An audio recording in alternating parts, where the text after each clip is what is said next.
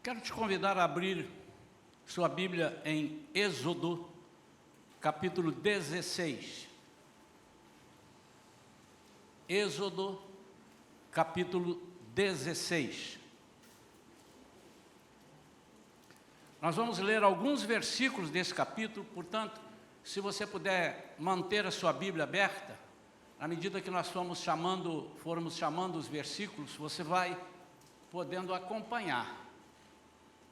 Inicialmente leremos versículos 1 a 3 e também o 12.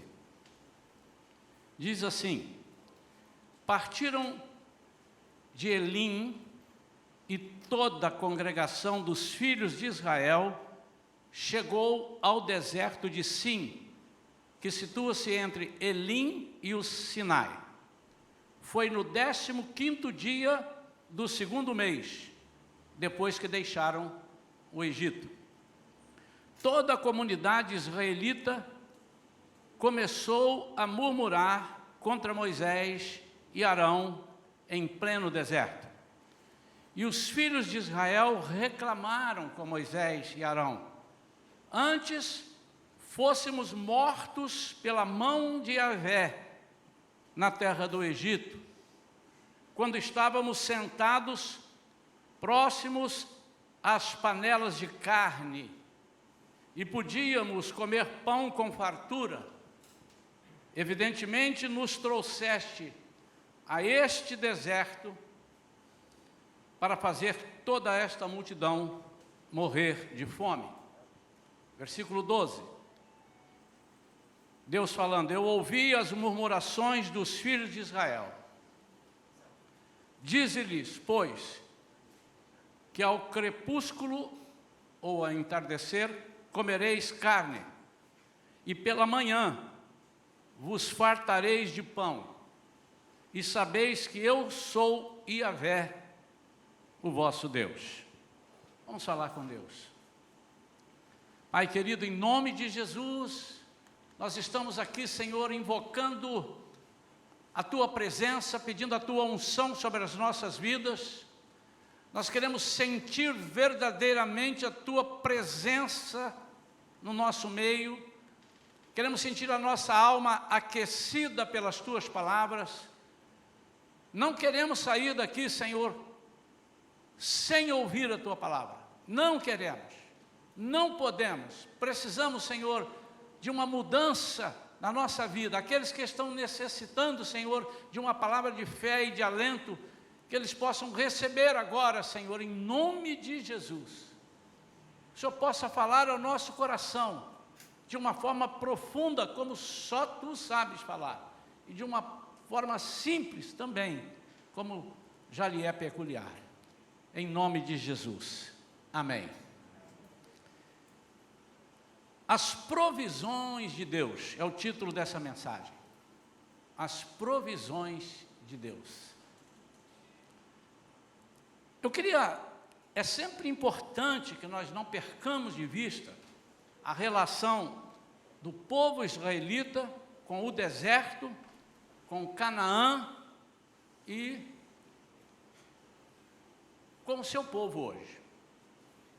O povo de Deus lá daquela época, com o seu povo hoje, e tendo, durante a sua vida, o deserto, durante aqueles 40 anos, saindo do Egito para chegar na terra prometida, e nós, como figura disso, temos saído da escravidão quando aceitamos Jesus, morremos para este mundo e nascemos para Jesus, e vamos caminhar até chegarmos à nossa Jerusalém celestial, ao encontro com Deus, ao encontro com Jesus nas nuvens, e depois de reinarmos com Ele 1000 anos, na volta, estaremos com Ele sempre. E uma coisa que me chamou a atenção nesse estudo, e que eu quero que fique patente para os irmãos, é que se nós, preste atenção nisso, se nós vivermos como se estivéssemos num deserto, certamente teremos mais experiências com Deus e saberemos quem é o nosso Deus. Em outras palavras, se nós soubermos viver também nas dificuldades, nós vamos conhecer melhor o nosso Deus. É no deserto que nós ouvimos melhor as vozes em geral, principalmente a voz de Deus. E o deserto, a carência, eu estou passando um deserto na minha vida, eu estou num deserto. Em algumas áreas da sua vida você já deve ter se sentido assim, e pode vir a sentir, se não sentiu ainda. Eu estou no meio de um deserto. O deserto é o lugar ideal para se lembrar que Deus não se esquece de você, para lembrar que Deus é fiel e bondoso.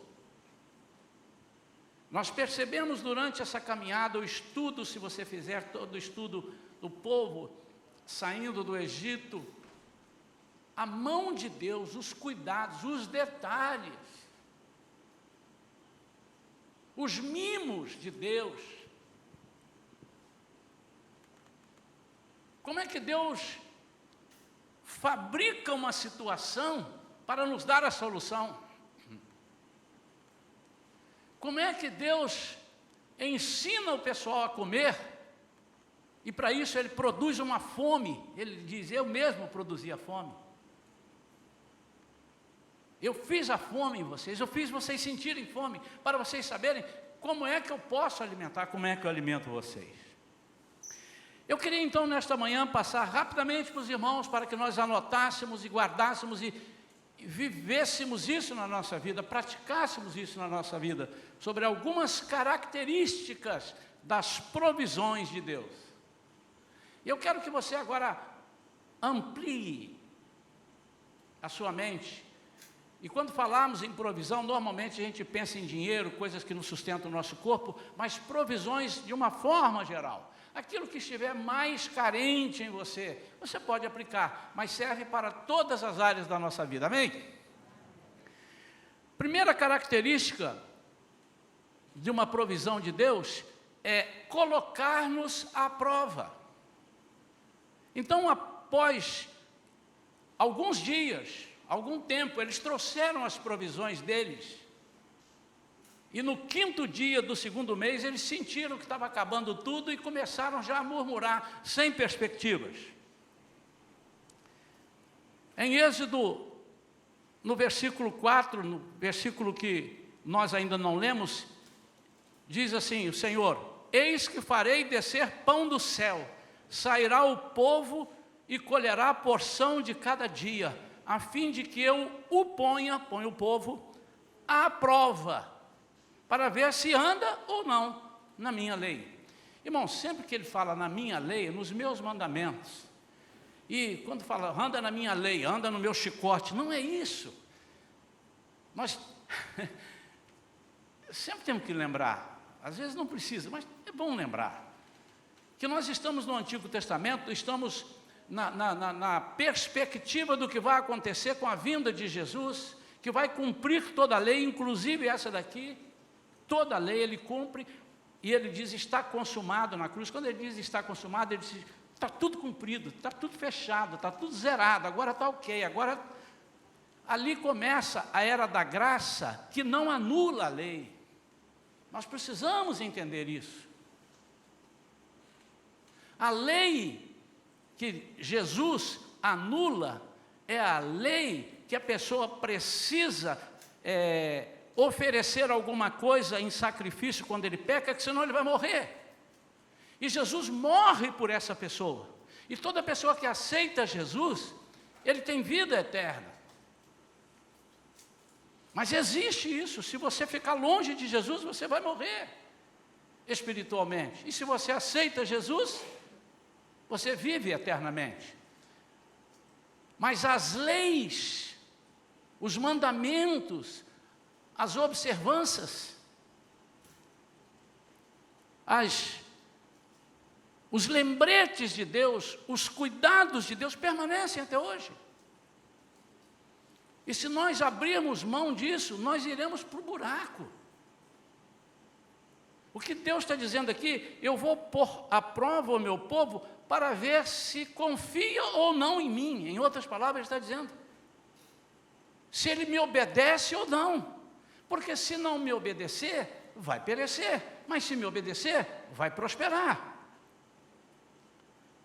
Em João 6,32, Jesus se autodenominou o verdadeiro pão do céu, o pão que desceu do céu. Ele é o pão verdadeiro. E ele é o pão vivo. Nós costumamos repetir isso sempre na ceia do Senhor. Ele é o pão vivo que desceu do céu. E no versículo 51 desse mesmo João 6, ele diz que, caso contrário, se não houvesse esse pão, a nossa alma morreria, nós morreríamos. A alma. Então note que as provisões de Deus não são só para o nosso corpo, mas também para o nosso corpo. E nesta manhã, eu quero aproveitar esse ensejo, desse momento que temos vivido. Eu estava conversando com uma pessoa anteontem, e ele disse, pastor, o senhor não sabe quantas empresas fecharam, quantos comerciantes faliram, quantas pessoas ficaram desempregadas. Eu disse, eu sei, nem sempre sabemos tudo, porque a mídia informa, mas muita gente. Mas também sei de muita gente que ficou bem. Também sei de muita gente que foi beneficiada. Também sei de muita gente que Deus não deixou perecer. E certamente, obviamente eu não vou entrar aqui em detalhes, quem pereceu é porque não fez o certo e quem prosperou é porque fez o certo. Não vamos entrar nesses detalhes, porque não conhecemos todas as pessoas.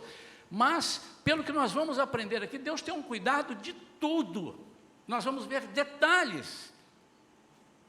Em Deuteronômio capítulo 8, versículo 3, diz que Deus nos dá a fome. É o que eu mencionei há pouco.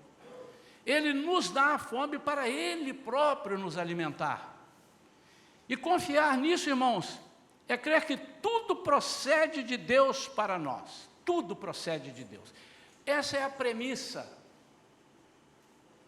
É impossível, se fosse dado a minha neta Olívia, que está ali com 10 meses, fosse dado a ela o poder de falar, agora já, ela nunca diria assim, eu estou preocupado, porque eu nasci, estou aqui nessa casa, não sei se eles vão me dar uma mamadeira, eu não sei se eles vão me dar o almoço, eu não sei se eles vão me dar um jantar, e eu não sei se, durante esse tempo que eu nasci, se meu pai vai comprar as roupas, se vai me colocar numa escola. Não, ele crê.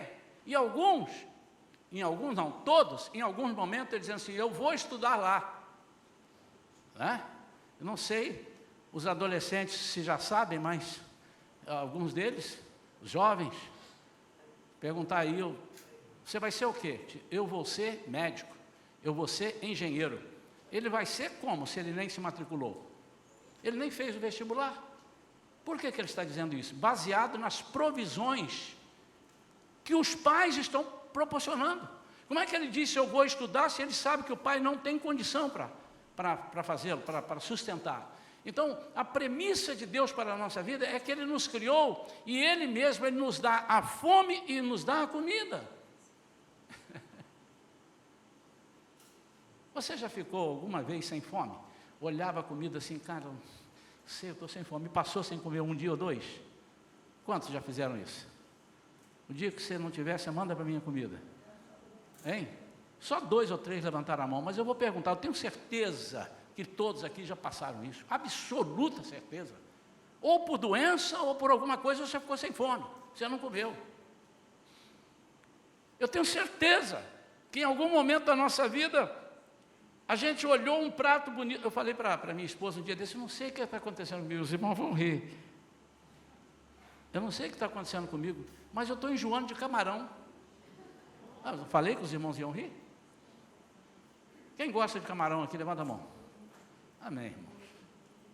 Eu estou enjoando. Eu olho o camarão, não é que eu estou enjoando.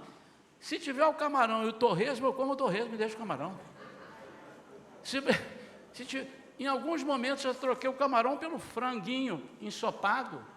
Uau! Com quiabo. Uau! Mas é o camarão, irmãos. Mas eu não sei porquê. Tem dia que às vezes a gente está, como diz lá na roça, né? Empanzinado. alguma coisa que não deixa a gente comer direito. Você já imaginou que tristeza na sua vida você ter dinheiro, ter lugar para comprar e não ter fome para comer? Sei que alguns irmãos aqui nesse momento estão dizendo, misericórdia, Senhor, comer tudo de bom. Mas é o Senhor quem nos proporciona isso. Agora pense isso em todas as áreas da sua vida. Então a primeira coisa, Ele quis nos colocar à prova. Senhor, o tempo todo está nos colocando à prova. O tempo todo. E se nós não soubermos passar por essa prova, e essa prova nós não vamos passar com sacrifício, vamos passar com fé. Um sacrifício nosso, digo, com esforço nosso, com capacidade nossa. Não é assim que nós passamos a prova do Senhor. Nós passamos as provas que Ele nos dá com fé. É a fé que nos possibilita caminhar, é a fé que nos possibilita esperar.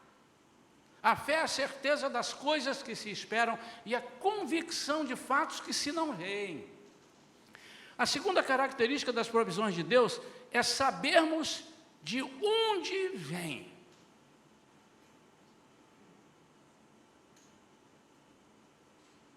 A palavra de Deus diz, tudo vem de ti, Senhor, e do que é teu, tu damos. Tudo vem dele.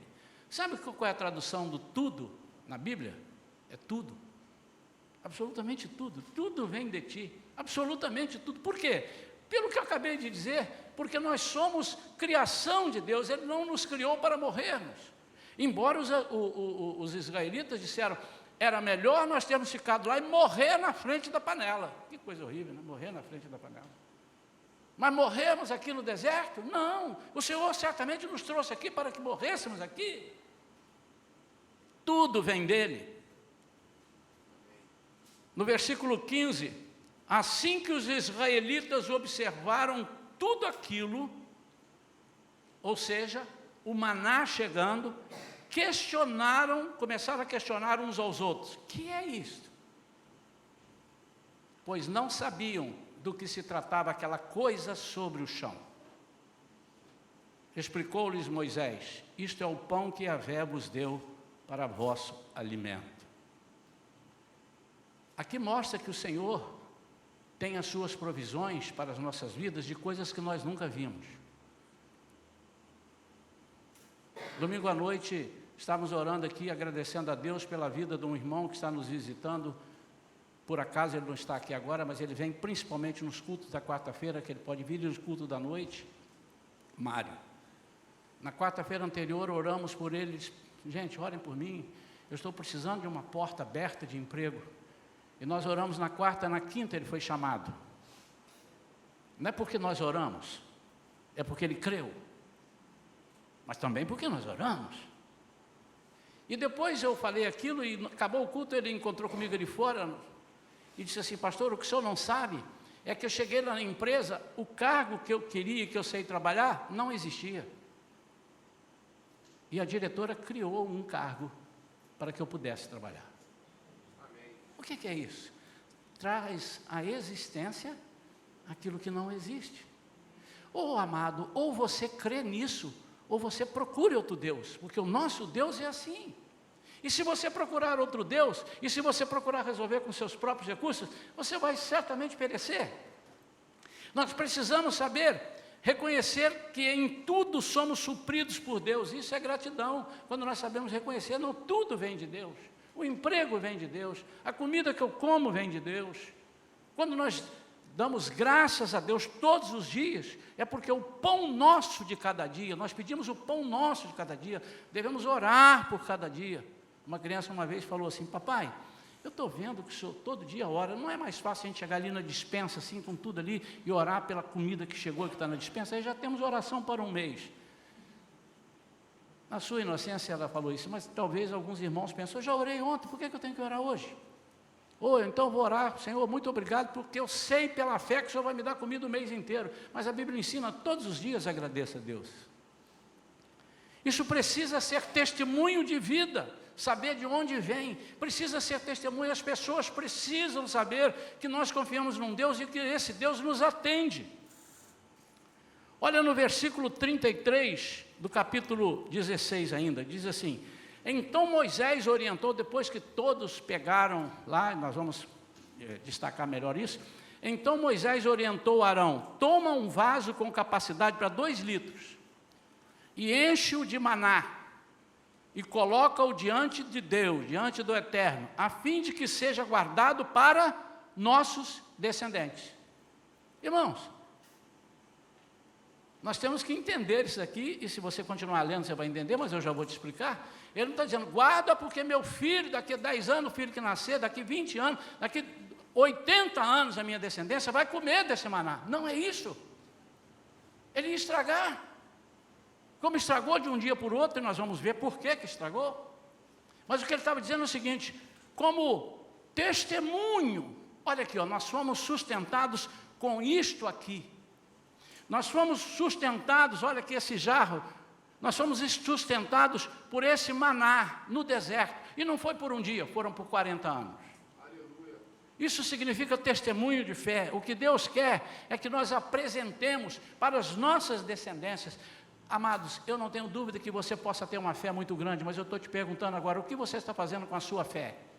Você está repassando para os seus filhos? Eu tenho autoridade no nome do Senhor para dizer que eu vivi essa fé. Primeiro porque eu vi meu pai exercer essa fé. E eu copiei do meu pai essa fé. Ao me casar, eu passei essa fé para minha esposa, que não era crente quando começou a namorar comigo. E depois, então, ela exerceu essa fé. E os filhos nasceram, nós exercemos essa fé. E tudo que vinha nos momentos difíceis, nós chamávamos as 2 filhas e dizíamos: isto é o poder de Deus. Se você não está fazendo isso, você está comendo para encher sua própria barriga. E Deus quer que você abasteça a sua descendência. A fé precisa ser repassada. Amanhã você vai morrer e seus filhos perecerão porque estarão sem fé, não aprenderam. Isso é um dos tópicos que diz: ensina a criança no caminho em que deve andar. E quando for grande, não se desviará dele. Hoje eu posso ver minhas filhas passando para os seus filhos, passando para a descendência, e assim precisa ser, porque só assim a descendência, eu não sei se eu serei arrebatado.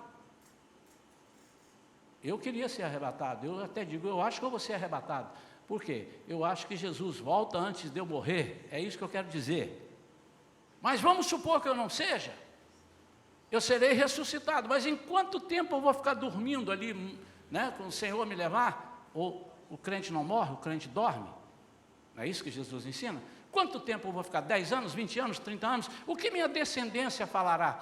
Quantos da minha família poderão dizer para o Senhor: eis-me aqui? Quando Ele vier arrebatar a sua igreja, quantos daquela descendência minha poderão estar com Ele? Isso é responsabilidade nossa. Levante a mão aqui para mim, os pais.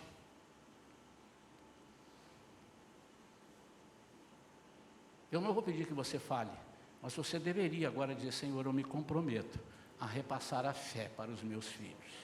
E essa fé é a fé inigualável, é a fé que não só para provisões da comida do corpo, mas da alma, da cura, da libertação.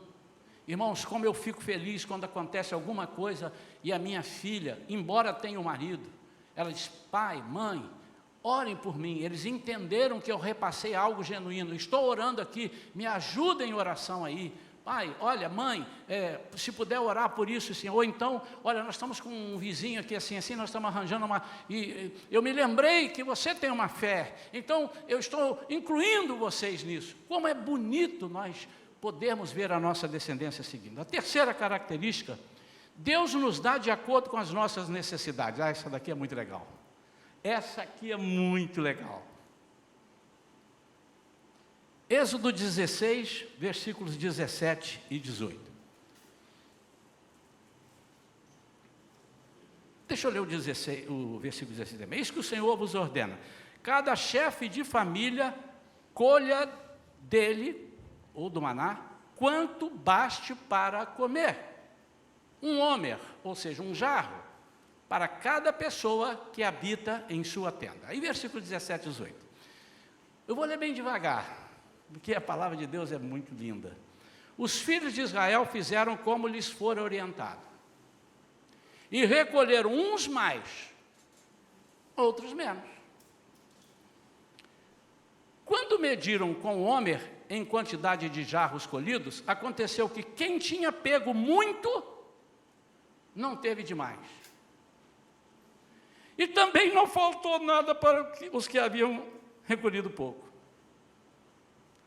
Cada um acabou colhendo na medida certa, o quanto precisava de fato. Irmão, sabe o que Deus está me dizendo aqui? Que o meu irmão pode ter 100 mil, e eu posso ter 10. E que ele vai viver com 100 e eu vou viver com 10. Da forma que ele vive com 100, eu vou viver com 10. Não, pastor, ele com 100 ele pode comprar 2 carros, você com 10 não compra nada. Não estamos falando disso. Estamos falando de alma satisfeita. Quando nós somos providos pelo Senhor, nós nos satisfazemos. Por que alguns nos satisfazem? Porque não confiam nas provisões do Senhor. E os que não confiam, ele pode ter 1 milhão, que ele não está satisfeito. Não tem um provérbio aí que diz assim, o rico quanto mais tem, mais quer? É porque ele acha o seguinte, se eu conseguir segurar 10 milhões, eu vou colocar 20. Por quê? Porque ele está pensando, 20 é melhor que 10. Quem é que disse que 20 é melhor que 10? Você pode ir para o inferno com os 20. Você pode morrer e não ter médico que cure da sua saúde com 20 milhões. E você pode ser curado sem gastar um centavo. Depende do Senhor. E eu aqui, irmãos, aproveito para fortalecer a fé dos meus irmãos. Eu fui vacinado e já fiz as 2 doses. Amém ou não? Isso chama-se obedecer à lei. Mas eu te garanto, o que me garante que eu vivo não são as 2 doses de vacina. E nem a máscara. Mas eu estou usando a máscara. A Bíblia diz, se o Senhor não guardar a cidade, em vão vigia os sentinelas. Então tem sentinelas. Mas você precisa guardar. Então estou aqui vendo pessoas, tem médicos ali com a sua máscara, porque tem que usar máscara. É pedido para usar máscara. Mas se Deus permitir que você pegue doença, você vai pegar com 2 vacinas ou 3 vacinas. Você vai pegar com a que você escolheu. Não, essa eu não quero, eu quero essa. O Deus diz, é você que dirige a sua vida? Então vai lá, vai se estrumbicar todo. É isso. Nós temos que fazer nós temos que obedecer, porque se nós não obedecermos às leis do nosso país, Deus está desobrigado de nos abençoar, porque nós estamos infringindo a lei de Deus. Isso é importante saber, irmãos. Você não tem autoridade para decidir sobre a sua vida, se o Ministério da Saúde falou. Então, para ficar claro, tá bem? Mas há pessoas confiando nas vacinas. Não, a melhor é a Janssen. A melhor, eu não estou criticando quem faz isso, irmãos. Eu acho que você pode. Amém. Mas não coloque, a Bíblia diz, não te estribes nos teus próprios ensinamentos, entendimentos, conhecimentos, ou seja, não se firme, estribo é o que dá firmeza numa cela, numa guerra. Eu tenho que firmar os 2 pés no estribo da cela do cavalo, né? Não confies em você mesmo, não confie na sua mão. É isso que Deus está dizendo. Mas escolha. Eu vou dizer para você que entre a Coronavac e uma outra dessa, eu preferiria ter tomado a outra. Até porque eu poderia viajar para os Estados Unidos e agora eu não posso. Estou doido para viajar. Aí, quantos querem viajar comigo aí? Amém? Arranja o dinheiro que a gente vai. Ele nos dá de acordo, fizeram como eles foram orientados, recolheram uns mais, outros menos. O que ele está me ensinando aqui? Que quem tem mais vive bem na presença do Senhor, juntamente com o que tem menos. E a outra coisa que ele está me ensinando é o seguinte, meu irmão, para de comparar que você tem menos que o outro. Você sabe por que você peca? Porque você está cobiçando o que o outro tem. Você tem uma casa, você quer ter 2, porque seu irmão tem 2. Você não tem nenhum carro, você quer ter um carro, porque o seu irmão tem um carro.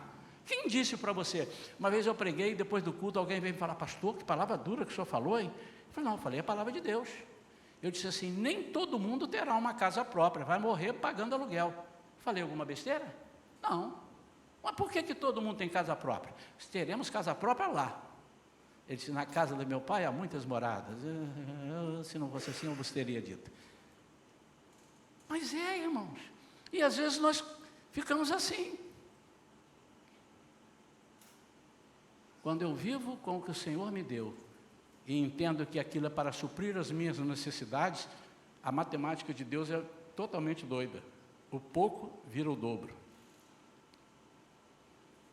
Em Filipenses 4,19, diz: e o meu Deus, segundo a sua riqueza em glória, há de suprir em Cristo Jesus tudo aquilo de que vocês precisam. Está na versão Nova Almeida atualizada. Eu peguei esse versículo.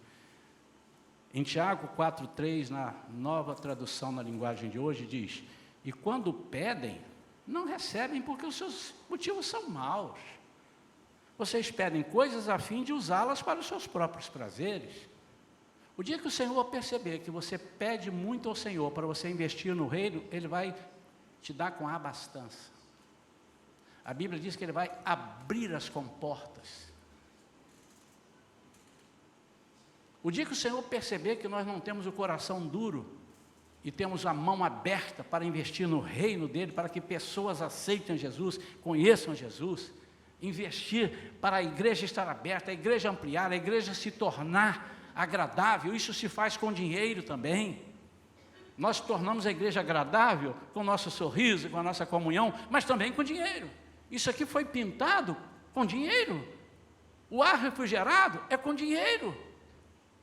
E o dia que o Senhor perceber que nós temos alegria em receber as pessoas, e por isso nós depositamos o nosso dinheiro aos pés do Senhor, o Senhor vai nos dar muito mais, Ele não vai segurar, ao contrário. Ele não vai reter. Olha outra coisa interessante, a quarta e penúltima característica. Característica das provisões de Deus, cada um colhe o seu. Versículo 16, que eu já li para emendar no 17, mas vamos lá.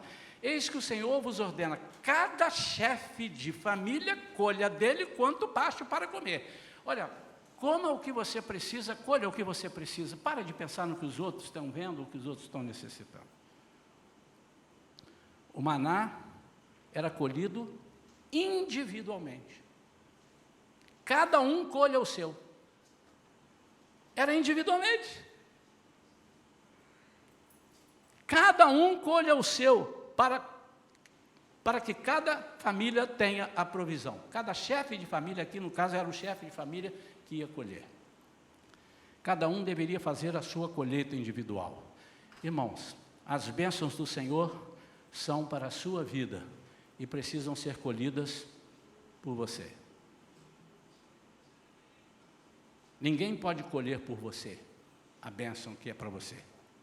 Eu posso orar por você, mas você que tem que colher a sua bênção. As experiências com Deus são individuais. Acontece que muitas vezes nós estamos com pires na mão, vivendo das bênçãos dos demais. Por isso que nós somos fracos e às vezes doentes, porque nós estamos nos alimentando por tabela. Nós não podemos alimentar por tabela espiritualmente falando, e nem fisicamente falando. Você imaginou, eu estou com fome, eu vou ali no restaurante, sento lá e fico olhando lá. Quando eu vejo o prato do irmão ali, o irmãozinho que gosta de comer ali, uma picanha, né? Uau! Aí eu olho para o outro lado, aquela feijoada, eu falo, uau! No terceiro, comi muito, hein? Aí eu vou embora. Não, eu estou fraco. Estou fraco. A mesma coisa, irmãos, nós às vezes ficamos aqui na igreja e ficamos alegres, porque chega o irmão Mário aqui, como falamos, irmãos, os irmãos oraram, eu fui abençoado, e a minha vida agora está no outro patamar, né? Eu agora estou empregado, e olha, foi melhor porque não existia o cargo, a igreja glorifica a Deus. Isso é para te alegrar e te despertar para fazer o mesmo, não necessariamente nisto. Porque você está empregado, você às vezes é funcionário público, não vai ser mandado embora, ou então você é dono de uma empresa, mas você precisa ir em outra área. Você não pode colher as bênçãos de você para servir como bênção. Quantos estão entendendo isso? Você pode ser motivado a buscar essas bênçãos, motivado a crer que Deus é o Deus das bênçãos e das provisões. Por último, seja fiel e descanse no Senhor, Ele é a nossa provisão. Versículo 22, ora, no sexto dia, colheram pão em dobro, Porque o Senhor disse assim, vocês vão colher durante 6 dias, o 7º é o dia do descanso. Vocês não vão comer. Aí algum incauto navegante deve ter pensado, meu Deus do céu, eu vou pegar no 6, no 7 não vai ter, então eu já vou dar o meu jeito no 6º, né? Porque eu tenho que comer para o 6º e para o 7º, né? Deve ter pensado isso. Eu vou te provar que pensaram. Tanto pensaram que o Senhor falou. E segundo, o que eles fizeram depois que o Senhor falou. Olha só. Ora, no 6º dia colheram o pão em dobro. 2 jarros por pessoa. E todos os líderes da comunidade foram comunicar isso a Moisés. Olha, Moisés, caiu um dinheiro extra na minha conta hoje, Moisés. Em vez dos R$500 do governo, vieram R$1.000. O que é que eu faço? Moisés lhe esclareceu, eis que ordenou o Senhor, amanhã é o dia do repouso sagrado, é o Shabat. O sábado consagrado ao Eterno, lá no Antigo Testamento. Os que quiserdes assar esse alimento no forno, assai. Os que desejardes cozer com água, cozeia. Ou seja, faça do jeito que você quer, assado ou cozido. Mas tudo o que sobrar, separai, guardando para amanhã do sábado.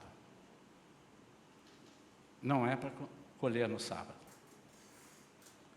E assim procederam, guardando o alimento colhido até a manhã seguinte, como Moisés ordenara. E não cheirou mal, nem criou qualquer bicho. Por quê? Porque quando caiu a primeira vez, eles foram, caramba, não sei se vai ter amanhã, em vez de 2 jarros, vou pegar 5 jarros. O Senhor disse assim, olha, é a quantidade que você precisa, você pegou demais, eu vou fazer apodrecer, e fez apodrecer. E o versículo 25 diz, então ordenou-lhe Moisés, comei-o hoje, porque este é o dia do Senhor. E, portanto, não achareis alimento depositado sobre o solo do campo. Sabe por que muitas vezes tem nos faltado? Porque no dia da adoração, nós estamos querendo trabalhar. Irmãos, deixa eu fazer um parênteses aqui, que os irmãos daqui a pouco vão sair daqui.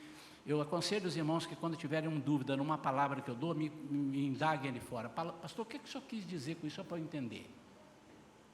Mas não seja instrumento do inimigo, passando coisas que o pastor não disse e não quis dizer. Pergunte sempre ao pregador, ao mim ou ao pregador. O pastor não está dizendo aqui que você não pode trabalhar no domingo. O nosso hoje é o domingo, o dia do Senhor. Ele não está dizendo isso. Está dizendo que você deve deixar de trabalhar no domingo quando você pode não trabalhar no domingo. Há pessoas que são contratadas e precisam trabalhar no domingo, e graças a Deus. Você imaginou se eu preciso de um médico hoje e não tem médico? Se a pessoa, se faltou comida lá em casa, eu, caramba, esqueci de comprar o feijão e não tem ninguém vendendo? Não é isso que eu estou dizendo. Eu estou dizendo é a troca. É quando você já colheu bem de segunda a sexta, ou no nosso caso, de segunda a sábado, você já colheu. E agora você quer ainda usar o domingo para colher mais. E a adoração, Neres de Pitibiriba. Há tempo de colher. E há tempo de, não é plantar, adorar. Sabe por que muitas vezes nós estamos perecendo? É porque nós não estamos honrando a Deus com as nossas vidas. No único dia que Ele separou para adorar, os camaradas ainda foram, mesmo assim, versículo 27, presta atenção nisso, 27, mesmo assim, no 7º dia, saíram alguns do povo para colher, porém, de fato, não acharam. De que adianta, o salmista diz, levantar de manhã, de madrugada, trabalhar, e buscar. Ele diz, aos justos Ele dá enquanto dormem. Aos justos, irmãos, não é a pessoa que, eu sou justo, eu não sou injusto. O justo aqui é aos justificados, aos separados para Deus. A esses, Ele dá no momento de descanso. Você não precisa fazer nada. Mas, pastor, eu tenho medo. Então, o que você precisa é de fé, meu amado. Mais nada. O que você precisa é de oração. O que você precisa é de ser testado, colocado à prova. E você só vai aprender que vai acontecer quando você permitir que Deus deixe faltar por 1 ou 2, 3 dias. Eu passei um período da minha vida, irmãos,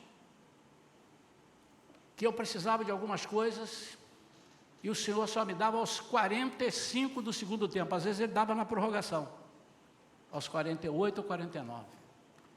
Mas Ele não fazia aquilo para me espezinhar.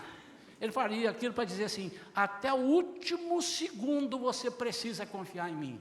Porque nós somos aqueles que percebemos: não vai dar certo, eu vou sair, eu vou dar outro meu jeito. Falando ainda em 45 do segundo tempo, eu vou falar de futebol, não é verdade? Então, quantas vezes eu já fui assistir um jogo do meu time, e o time estava perdendo, faltando 5 minutos para acabar, eu disse: agora vamos embora, vamos embora. E estava lá, quando eu estava descendo a rampa, escutei gol, aí era o time do meu empatando. Aí eu estava lá fora pegando o ônibus, gol, era o meu time fazendo 2-1. Eu fui ao estádio, fiquei 85 minutos e não vi a vitória. Mas eu não acreditei e saí e perdi a alegria da vitória. Quantos irmãos estão entendendo isso, irmão? Não é para confiar 90% em Deus, nem 99%. Pastor, mas 99% é muita coisa. Não, mas o Senhor quer 100%, é totalmente dele. A provisão deu para 2 dias sem estragar. Sem estragar. Antes eles escolheram para mais de um dia, e o Senhor fez estragar. Você conhece o texto, mas está aí em Êxodo 16. A nossa vida é dirigida por Deus? Sua vida é dirigida por Deus? Olhe para mim. Sua vida é dirigida por Deus? Amém? Então, descanse em todas as situações. Deus é quem manda as provisões, número 1. E as provisões são soluções do céu para a nossa vida. Deus é quem manda as soluções. Você está com um casamento ruim? Pode fazer o curso que você quiser. Se Deus não puser a mão, não tem jeito. Eu lhe garanto que não tem jeito. Eu vou repetir. Close em mim. Eu lhe garanto que se Deus não puser a mão, não há jeito.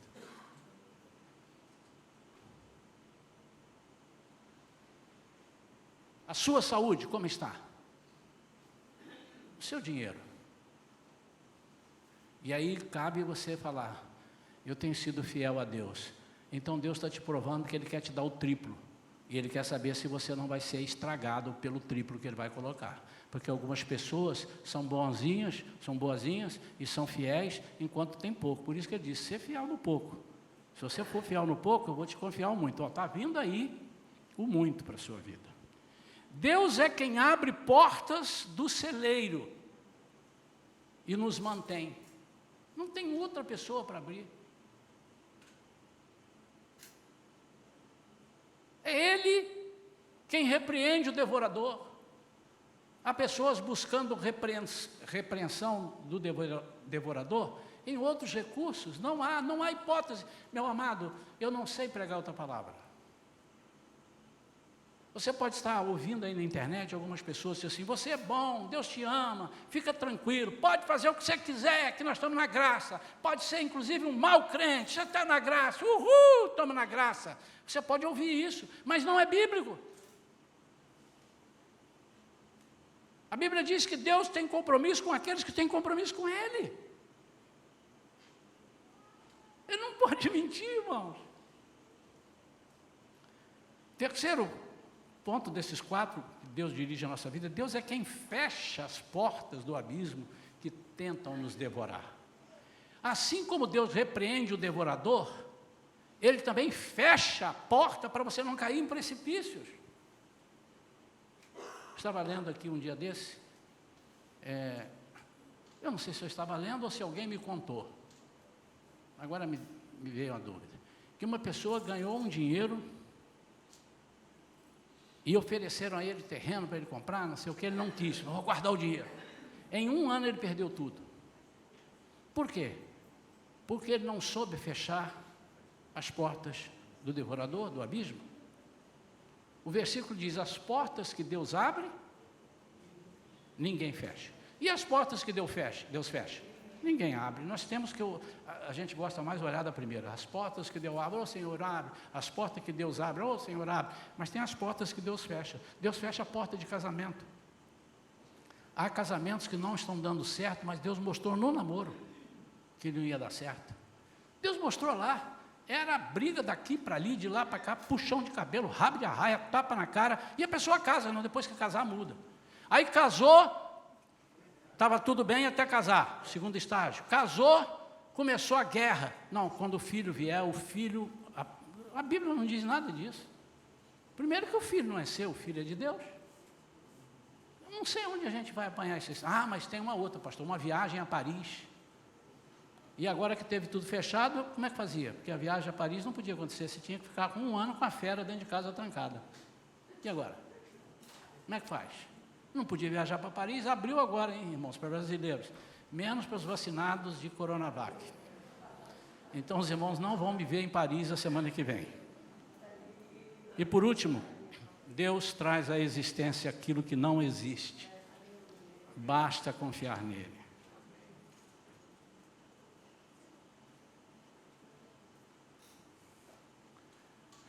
Davi disse assim: eu já fui moço. E ele ainda arredonda, nem precisaria dizer, se ele já foi moço é porque ele não é mais moço. Então já fui moço e hoje sou velho. Ou seja, durante toda a minha vida, é isso que ele está dizendo, eu nunca vi o justo desamparado. E nem a sua descendência. Por que a sua descendência não vai mendigar? Porque ele não está desamparado. E por que ele não está desamparado? Porque ele tem fé, ele fala com Deus. Por que ele fala com Deus? Porque ele entende que as provisões vêm de Deus. O dia que nós entendemos que a matemática de Deus não é o que sobra para mim, mas é o que eu valorizo vindo de Deus.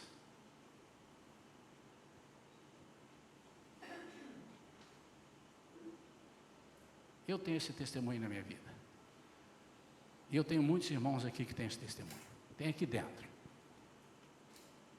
Pessoas que vivem com pouco e vivem prosperamente, com prosperidade, com alegria, mas tem outras pessoas que ganham muito, estão devendo mais do que ganham. Por quê? Porque não sabem fazer cálculos? Claro que também isso, mas é porque não confiam nas provisões de Deus. Estamos vivendo tempos dificílimos, irmãos, e posso te dar uma palavra? Vai piorar. Pastor, eu vim à igreja hoje para ouvir isso, o senhor falou agora, o senhor tinha que ter terminado a pregação antes. Não, a Bíblia que diz, não sou eu não. A Bíblia diz que vai chegar um tempo, se você estiver aí, e corra para ser arrebatado, irmãos. Porque se você ficar aqui nos 7 anos de tribulação, você vai chegar um dia que você vai ver a terça parte da terra feder, estragar, a terça parte dos rios e mares apodrecerem. Você vai sentir cheiro mais do que cachorro, porque o cachorro sente um cheiro muito mais. Cheiro não, fedor, porque cheiro é bom, né? Muita coisa ruim está por vir, mas a Bíblia diz que se nós formos fiéis ao Senhor, não faltará a sua provisão para nós. E se porventura não vai dar certo, Ele vai nos ceifar e vai nos levar, e não precisa de comer. E quando ressuscitarmos com Ele, ressuscitaremos num corpo glorioso, que não sente fome, nem frio, nem dor, nem tristeza, nem angústia. Irmãos, é a palavra, nós estamos vivendo como se nós pudéssemos melhorar o mundo. O mundo jaz no maligno. Nós não vamos melhorar o mundo, irmãos. O Partido Verde, o Peace, Greenpeace, nada vai mudar. O mundo jaz no maligno. Pastor, mas o senhor está na Bíblia, irmãos. O que nós vamos fazer, e esse é o nosso papel, é não nos conformar com este mundo e transformar-nos segundo a renovação da nossa mente. Então nós vamos o máximo salvar pessoas, o máximo. E para salvar pessoas, nós temos que ter primeiro o coração no centro da vontade de Deus. E segundo, ser obediente a Ele em tudo que Ele fizer. Fique de pé, meu amado e minha amada. Aqui atrás também, na parte externa, convido a todos que fiquem de pé. Nós vamos orar. Eu não sei qual a sua necessidade, qual a sua carência, não sei. Mas eu sei que em todas elas, ou para cada uma delas, ou para qualquer delas, até aquela que você ainda não experimentou e vai experimentar um dia, até para essa carência, Deus tem a provisão. Quero orar por você. Põe a sua mão no seu coração assim e fale com Ele agora.